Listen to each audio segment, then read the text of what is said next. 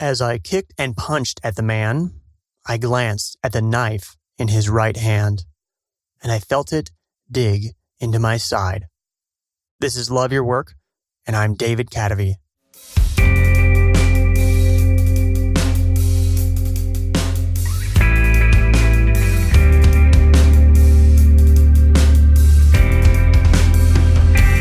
It all started as I crossed paths with the man. He reached in his pocket and pulled out the knife. I then did what surely only an idiot would do. I began to fight him. A few seconds earlier, as the man approached me on the path, he stared at me fiercely. He charged toward me and bared his gritting teeth.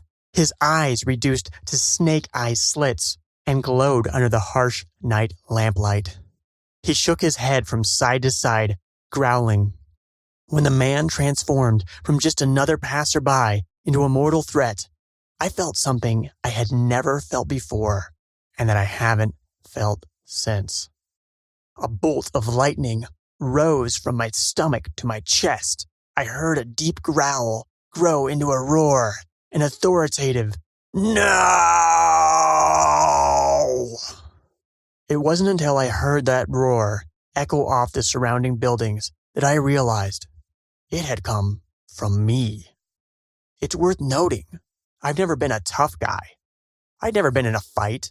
Yes, my older brother beat me up more times than I can count, but if someone at school threatened me, I would always meekly back down. So, as I watched myself from outside my own body, kicking and punching at this man with a deadly weapon in his hand, I was saying to myself, "What are you thinking?" But there was no going back. The struggle had begun, and for the first time ever, I was literally fighting for my life. Is this how I die? I asked myself.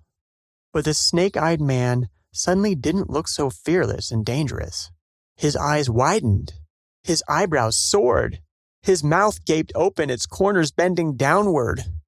I guess he thought he had picked an easy target. Turned out he was wrong. As the man evaded my frantic kicks and punches, an economist took over my mind. I was fighting for my life. He was fighting for what? An iPhone? Some money?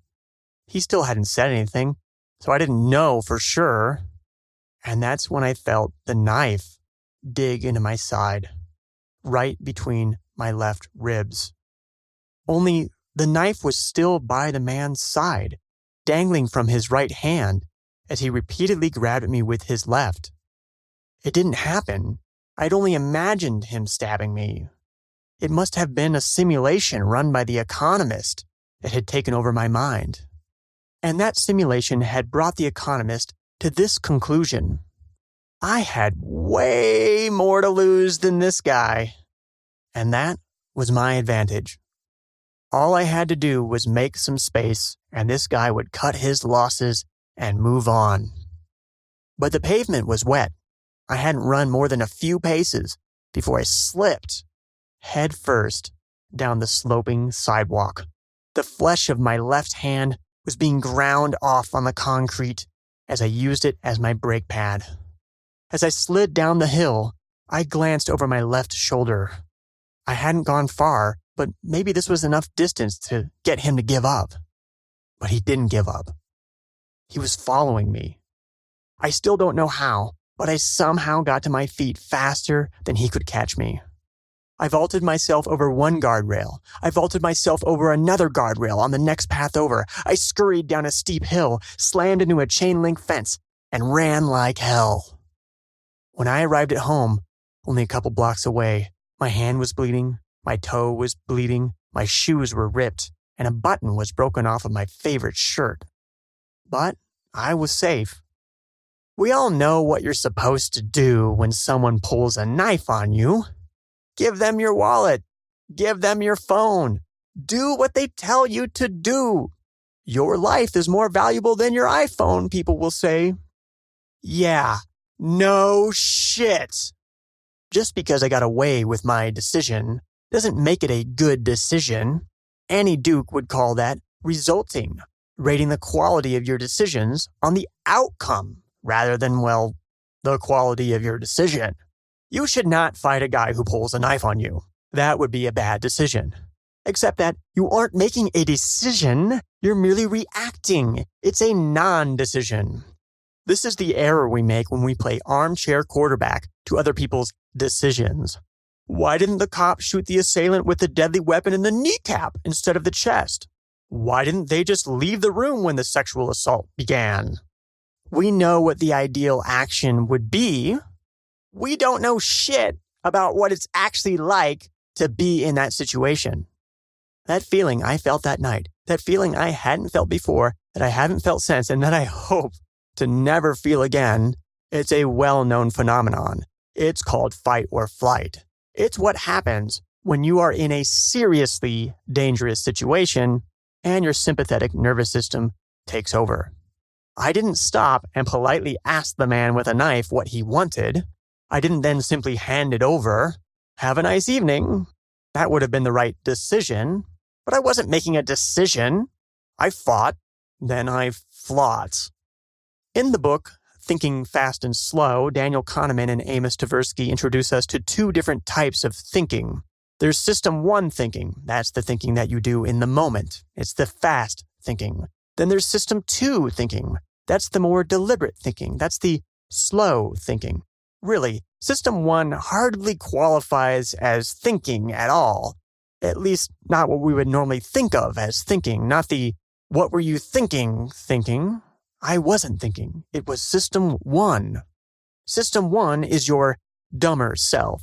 Because of System 1, we make all sorts of bad decisions. They aren't always as bad as fighting a man with a knife. Sometimes it's simply checking your email while you're still in bed in the morning, or buying that scone to go with your morning coffee. If System 2 had a say in the matter, it would remind you that checking your email is a bad way to start your day, or that eating a sugary scone for breakfast is going to make you feel like crap. The good news is that we can use System 2 to make decisions ahead of time.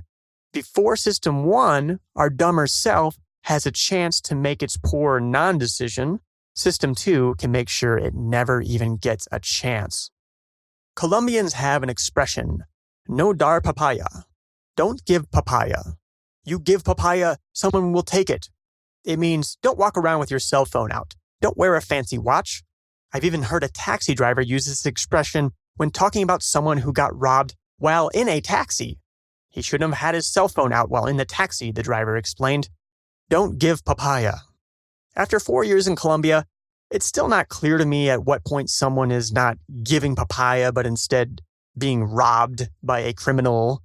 Don't give papaya is what an American would call victim blaming. It's a way of saying, if something bad happens to you, it's your fault. Deeper than that, don't give papaya is a way of convincing oneself that there's justice in what is sometimes an unjust world, especially in a place like Colombia. Let's be honest here, I don't like the expression, but the Colombians have a point. Long before my System 1 was making poor decisions, my System 2 could have made better decisions. It's not my fault that a man pulled a knife on me, but I'm the one who cut through the park at night. I'm the one who was seduced by the temperate air to walk home instead of taking a taxi. Most important, I'm the one who has to live or not live as it could have been with the consequences of each of those decisions. So my fault or not, I'm going to do things to prevent that from happening again. So since that incident, I do things differently. I try to design so that System 1 doesn't make bad decisions.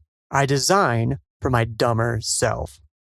I took some Krav Maga classes to help practice how I react in a panicked emotional state. I printed out paper backups of any two-factor authentication codes, so I worry less about losing my cell phone. I don't walk through parks after dark, and I take taxis after 8 p.m. I don't only design for my dumber self to prevent the situation I was in, but other potential situations. I only take taxis from apps, where I'll have a record of the driver and plate. I'm sure to check the plate number on the app and make sure it matches the car I'm getting into. This policy has led to at least one screaming match with an obstinate rideshare driver in the United States. I make decisions and policies with System 2 and I practice them diligently. System 1 doesn't get a chance to make a non-decision. I also design for my dumber self in matters that aren't life or death. Habits, routines, and the way you shape your environment with System 2 can all prevent System 1 from making bad non-decisions. So, I deleted Twitter and Facebook from my phone. I use a newsfeed blocker on my desktop browser. I use the first hours of my day to do my most important work. Each Sunday, I plan my week ahead of time to make sure I'm set up to address my top priorities. If I want to get some writing done, I don't take my laptop to the cafe. I only bring my iPad and an external keyboard. I don't give the papaya of my attention and focus to those who seek to juice it for all it's worth. I use System 2 so System 1 won't get me in trouble. I design for my dumber self.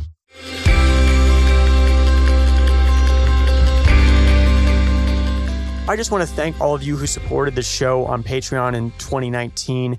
Income from Patreon in 2019 was 40% higher than it was in 2018.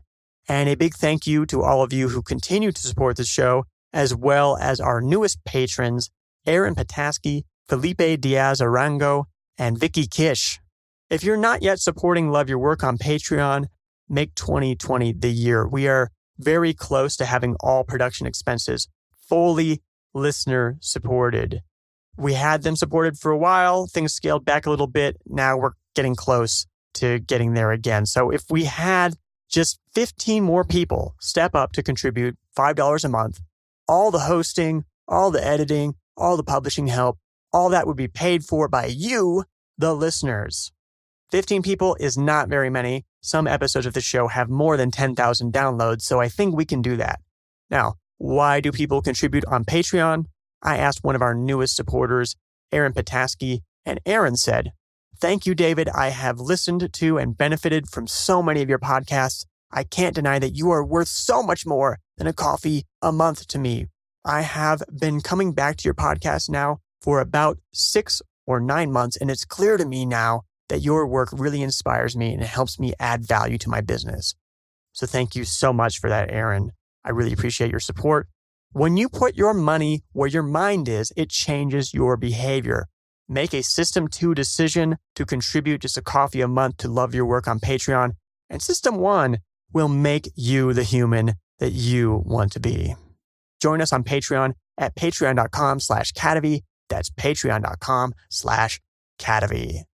How do you feel on Monday morning? Are you geared up and excited about the week ahead, or are you struggling to get started? Either way, how would you like to start off your week with a dose of inspiration? I've collected more than 15,000 highlights studying the lives of history's greatest creators, and each Monday in my Love Mondays newsletter, I share the very best nuggets of wisdom I've found. Sign up at kdv.co/Mondays. That's kdv.co/Mondays. The theme music for Love Your Work is At Sea by Dorena from the album About Everything and More, by arrangement with Deep Elm Records at deepelm.com. Love Your Work is a production of Cadavy, Inc.